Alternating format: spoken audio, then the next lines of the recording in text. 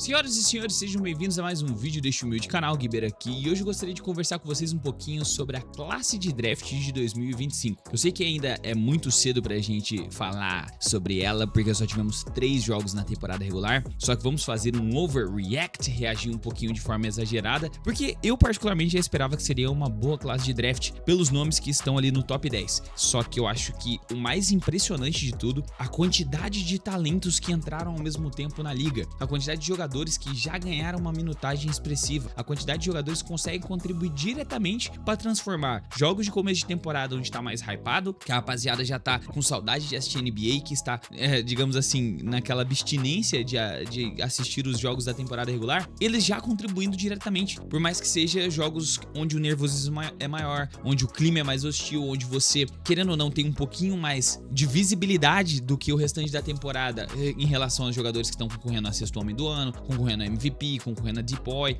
os concorrentes a Rookie of the Year meio que já estão definidos ali num top 5, top 6. Então agora dá pra gente classificar claramente com 3 jogos apenas, mas obviamente reagindo de forma um pouco exagerada, que temos ali pelo menos uns 15 nomes nessa classe de draft que estão extremamente bons nas suas equipes. Mas para que o vídeo não fique tão extenso, eu vou fazer essa lista um pouquinho menor. Então se você está chegando por aqui agora e gostar do conteúdo, promete pra mim que até o final desse vídeo você vai se inscrever, ativar o sininho e deixar o like, vai estar me ajudando demais a continuar com esse trabalho aqui de pé. Agora sem mais enrolações, bora começar o vídeo. É o seguinte, vou começar por 2 nomes aqui que eu estou de fato triste pelas equipes não estar dando as oportunidades necessárias, sendo times que eu estava prevendo que eles teriam um espaço merecido nesse começo de temporada. O primeiro deles é o Kamama Loak. Eu acho que é uma das histórias mais fascinantes dessa classe de draft. Um cara que quase foi deportado de volta para o seu país antes de que o draft acontecesse, acabou encontrando seu caminho para ir para o Phoenix Suns após ser draftado pelo Houston Rockets, como a escolha de número 10 desse draft de 2025. Por que eu acho que é um pouco triste o Kamama Loak não estar tendo minutagem nesse início de carreira? Porque, cara, tivemos 2 jogos do Phoenix Suns. Ele recebeu um total de 17 minutos combinados nos 2 jogos. Produziu 3,5 pontos de média, 1 rebote, 0,5 assistências com 33% de aproveitamento. Então, tendo em vista um time como o Phoenix Suns que reforçou a parte de garrafão, pô, eu entendo que o Mark Williams tá por lá, eu entendo que tem uma certa hierarquia ali de minutagem de quadra. Eu achei que o Kamama Loak teria mais tempo nesse Phoenix Suns, e eu esperava que ele fosse mais bem utilizado, sendo um cara de 2,18 m, 114 quilos, que pode ser um terror ali dentro do garrafão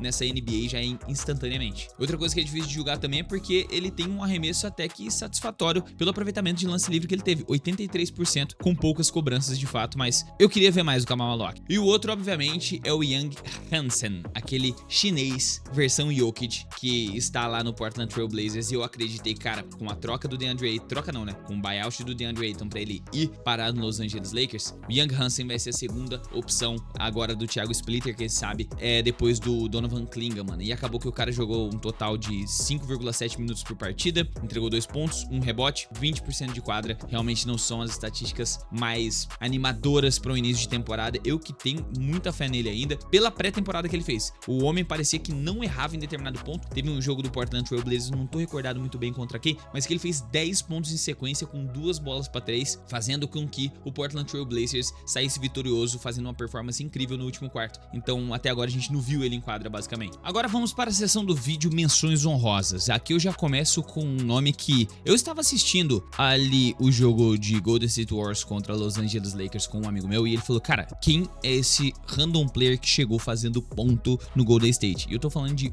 Will Richard, escolha de número 56 do Warriors. Tivemos apenas 3 jogos que ele entrou, e a média dele de jogo por partida não é tão impressionante, 6 pontos, 2,7 rebotes e 2 assistências. Só que a gente vendo um time que não tá dando espaço nem pro Gui Santos, que se mostrou em vários momentos da temporada passada como um jogador capaz de ganhar minutagem nesse Golden State, o Will Richard está parecendo um cara que já foi integrado na rotação do Golden State como um 10º player, como um 9º player, por isso que eu coloquei ele na menção honrosa aqui. Já vou fazer outra menção honrosa logo em seguida, que são a escolha de número 33 e 34, Sion Jones e Ryan Kalkbrenner, que foram draftados do Charlotte Hornets, e cara, os 2 malucos estão jogando muito bem. Não é aqueles caras que falam, nossa, vão ser um game changer, os caras vão mudar o jogo pro Charlotte Hornets. Mas o Ryan Kalkbrenner, por exemplo, ele tá com 9,3 pontos, 7,7 rebotes e 1 assistência por jogo, com 87% de aproveitamento de quadra. Isso que ele tá jogando uma média de 25 minutos por jogo. Enquanto Sion Jones tá com 8,3 pontos, 2 rebotes e 2 assistências, chutando 71,4% pra 3. Beleza, poucas tentativas ali. Tudo bem, vamos passar esse pano. Só que 60% de quadra ainda, cara, com 100% de lance lance livre. Então foram jogadores assim que até o atual momento, contando com o outro nome que vai estar muito mais pra cima nessa lista aqui, que a gente vai estar ainda sobre o Cole Nupel, o Charlotte Hornets é o grande vencedor desse draft. 3 nomes, os 3 causando impacto imediato e positivo na franquia. Mais uma menção honrosa, Egor Denning, o calouro de 2 e 6 draftado pelo Brooklyn Nets. Como a 8ª escolha do draft, também teve uma minutagem assim relativamente mediana, 22 minutos por partida, só que 8,7 pontos, 5 rebotes e 2,3 assistências com 50% de quadra, 50% para 3, 100% de lance livre. É um nome para se observar aí dessas tantas escolhas de draft que o Brooklyn Nets teve e selecionou vários armadores, né? Já temos aí um cara que tá começando a se destacar já no começo da temporada. Um cara que infelizmente iremos deixar de fora desse vídeo, mas é só por questão de tempo mesmo, é o Ace Bailey, porque nessas 2 primeiras partidas que ele disputou, 1 ponto de média, teve pouca minutagem de quadra, não parecia estar 100%.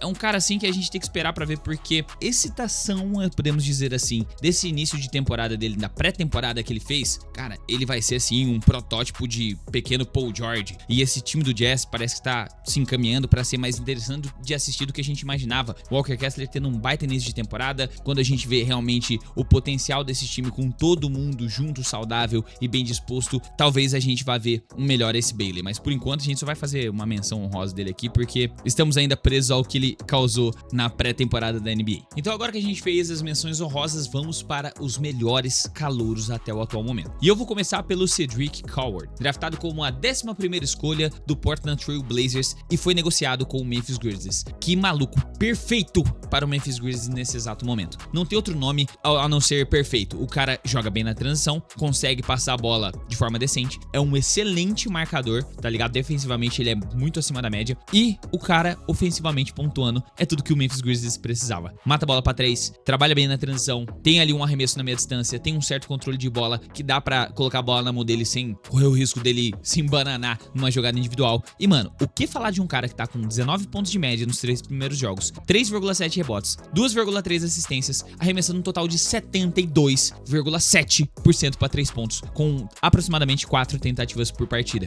Ele parece que não consegue errar um arremesso de quadra. É 70% de aproveitamento com 72,7% para 3 pontos, mano. 91 de lance livre. O cara é o perfeito substituto para o Desmond Bane nessa nova geração aí, nesse novo Memphis Grizzlies que a gente está vendo em 2025. Cara, lindo de ver esse moleque jogar, tá? Gostei muito. Vamos para o próximo dessa lista, que pra mim deveria estar atrás do último citado, mas vamos apenas trocar a ordem. Coloca o Cedric Coward pra cima e coloca ele antes dele, assim, numa visão mental, que seria o Jeremiah Fears. Mano, o que eu gostei desse moleque vindo do banco de reservas do time do New Orleans Pelicans não tá escrito. Ele tá anotando um total de 15 pontos, 2 rebotes, 1,5 assistências, com 66,7% de arremesso de quadra. E infelizmente ainda está zerado em porcentagem de 3 pontos, tentou pouco também. E ele é um cara que tem muito pra desenvolver ainda na questão de armação de jogadas. Só que quando você tem, por exemplo, ele dividindo quadra com o Jordan Poole, você vê ele mais como um pontuador, um cara que cria jogadas mais pra ele. Mas só que o potencial que ele mostrou nesse início de temporada, tirando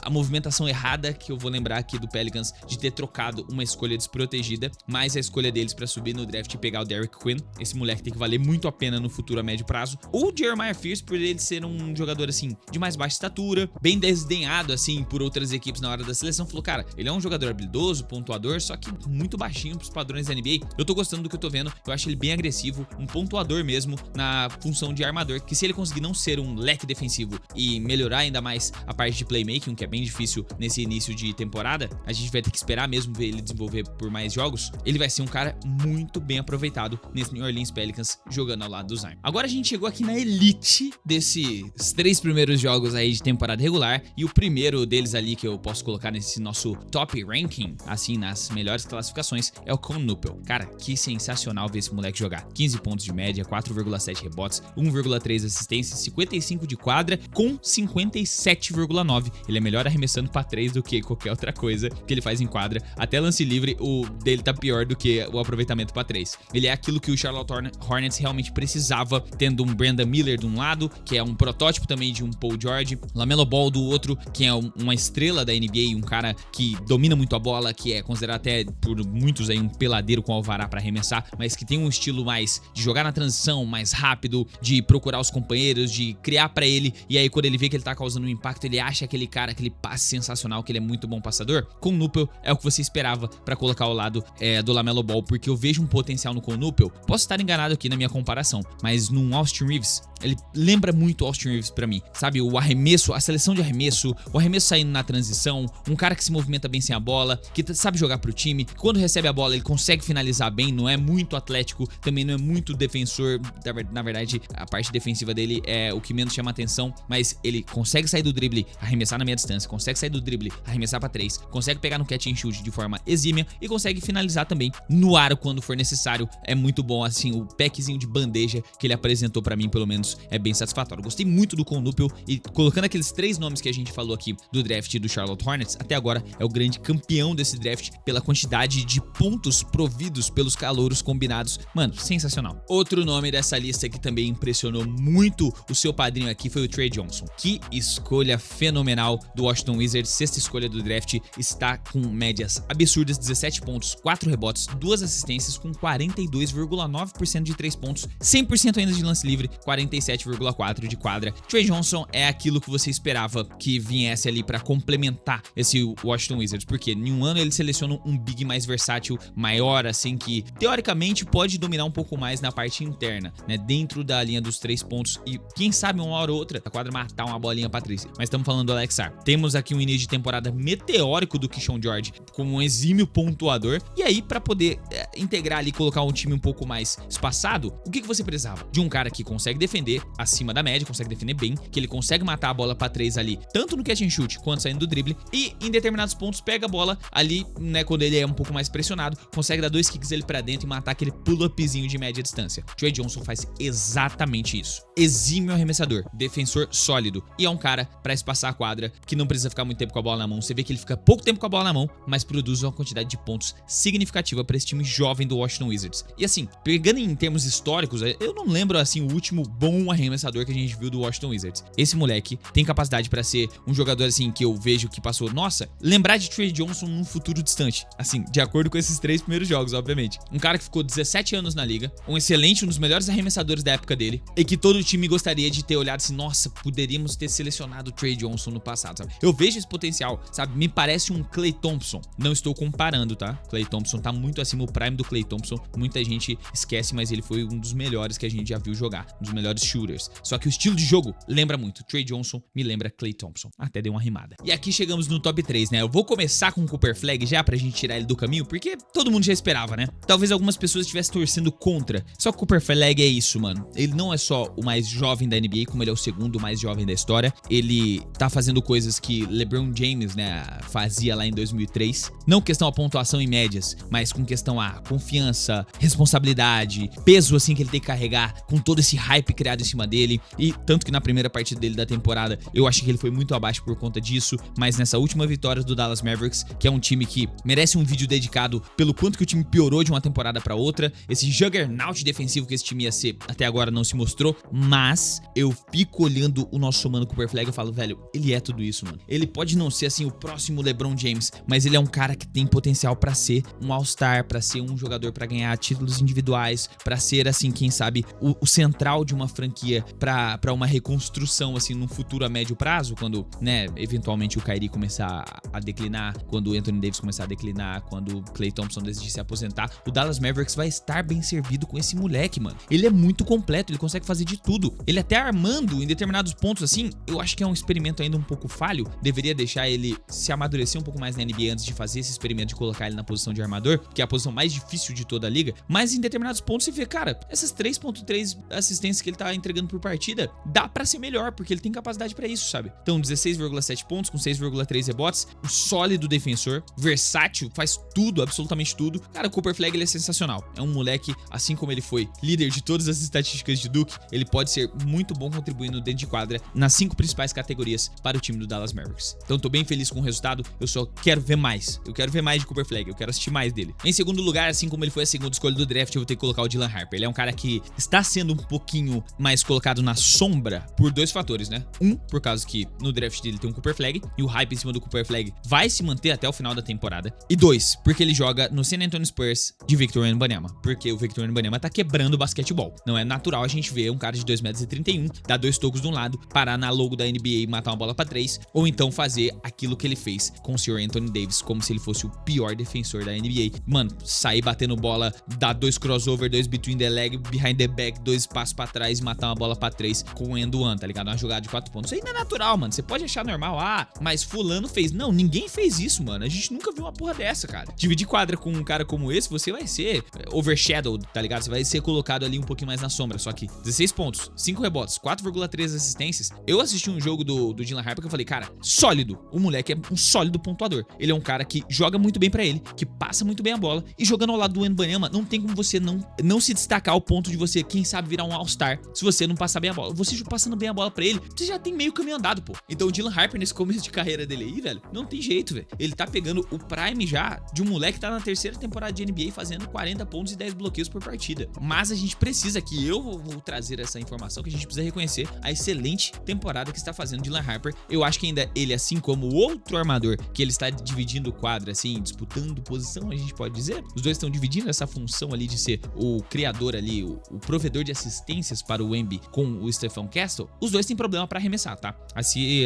a gente não pode esquecer disso. Ele tá com 28,6% de aproveitamento para 3, com um volume de menos de 3 tentativas por partida. Então o aproveitamento dele é bem baixo, mas ele pode melhorar muito isso. Só que a capacidade de armação de jogada, de pontuação, de finalização, um armador atlético, não é um leque defensivo. Apesar de ele não ser muito alto, muito grande, né? Mas só que consegue defender muito bem ali da posição da 1 a 3, a gente pode dizer. Cara, eu tô muito satisfeito com o basquetebol que eu assisti do Dylan Harper, mano. Muito massa de ver esse moleque em quadra. E o 0-1, né? Não tinha como ser outro. Eu acho que é a maior surpresa. Não podemos colocar surpresa não, porque acho que surpresa é uma palavra forte demais pra um cara que foi a terceira pick do draft, né? A gente já esperava que ele fosse um bom jogador, mas não que ele começasse com todo esse pé na porta que o VJ Edgecombe entregou, velho. 24,5 pontos, 6,5 rebotes, 5,5 assistências, 37,5% pra 3, 46% de quadra, 62 de lance livre, uma média de tentativas de quadra nas duas primeiras partidas de 20,5 bolas por partida. É sério que vocês esperavam todo esse impacto do VJ Edgecombe? Eu não esperava. Assim, eu esperava um impacto positivo, mas nesse tanto, eu acho que absolutamente ninguém conseguiria prever. Extremamente atlético, danca com uma facilidade absurda, sai do chão parecendo que não é nada. Forte pra caramba, rápido pra caramba, bom defensor. Nesses primeiros jogos não tá com os melhores aproveitamentos, só que também você não vai esperar que ele fique 50, 40, 90 arremessando 20 bolas por jogo, sendo que o moleque acabou de chegar na liga, né? Pera aí, foram 2 partidas só e ele tá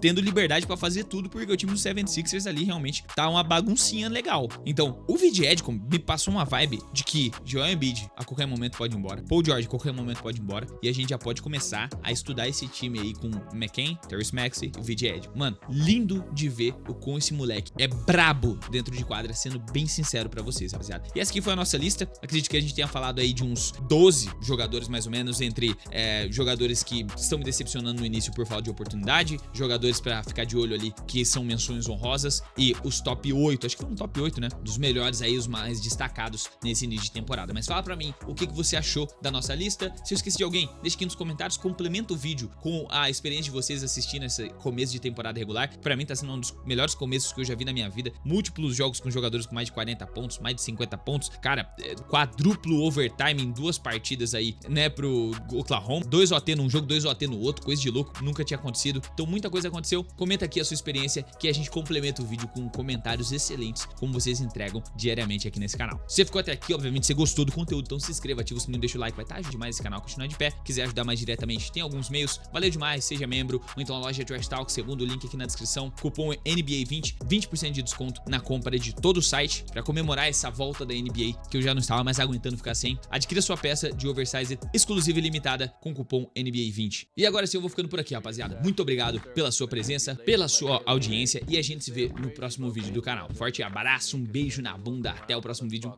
e falou. Cara, eu não sei porque eu mandei um beijinho pra encerrar o vídeo.